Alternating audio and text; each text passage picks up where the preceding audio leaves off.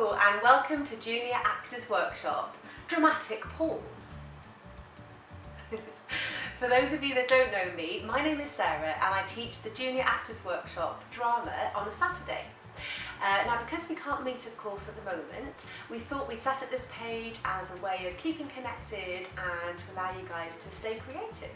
But if you've never heard of Actors Workshop before, you've not met me before, a big welcome. This is for absolutely everybody to get involved in, to have some fun and to stay creative. So each week on this page we're going to set out a different challenge for you. And this week, the very first week, is the drama week. So your challenge, if you choose to accept it, is to create a story from scratch. Okay. Now, in order to do that, I'm going to give you 3 things that you need to include within your story to help you along the way. Okay. So the first thing you need to include is you need to include 2 objects from your house. Okay. They need to be 2 different objects and they need to be in 2 separate rooms. All right. Now how you choose to use these objects in the story is completely up to you. You could use them as you ordinarily would, or you might want to use them perhaps in a different way, or maybe one of the objects has got some kind of magical power or something like that. I'll leave it up to you to decide. Okay. And the second thing that you have to include is you have to choose an image that I'm going to show you at the very end of this clip. Okay. So I'm going to show you a series of images and I want you to choose the first image that really appeals to you the most and really gets your imaginations whirring. So there's a whole range of different images there, lots of different locations, that kind of thing. But please don't worry if the image that you really love, for example, is of a beach or of the woodlands.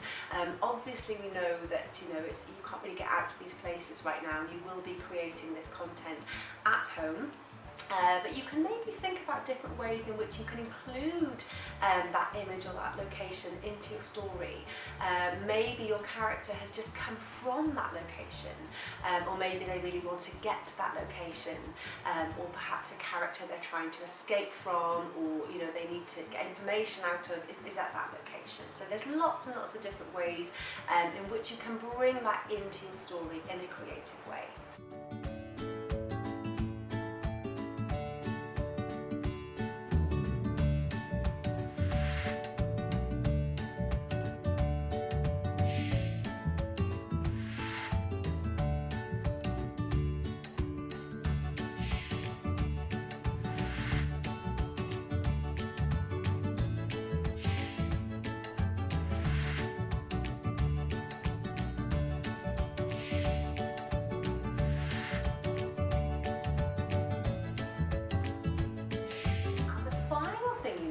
Is you need to include one of these characters in your story. So you need to include either a scientist, a detective, or a famous person. Now this famous person could be a real life famous person that you love, that you admire, or it could be a famous person that you just created of your choosing, and they could be famous for absolutely anything. They could be a famous bread maker, they could be a famous musician, or a famous storyteller, or anything at all. You can decide. I'm sure you've got some amazing ideas there. So a famous person of your choosing, potentially.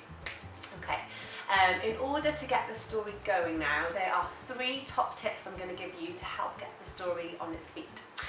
So the first thing you need to do, tip number 1, is you need to choose. That's the very first thing you need to do.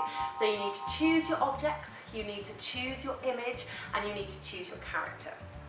Okay, once you've got that, you then go on to the creating stage. So this is where you really get your ideas down, get pen to paper, and start really outlining, what happens in your story. What's your story about? What's the problem of the story? How does the story get resolved at the end or not? So it's really important to have that idea of structure so you know where you're going when you're telling your story.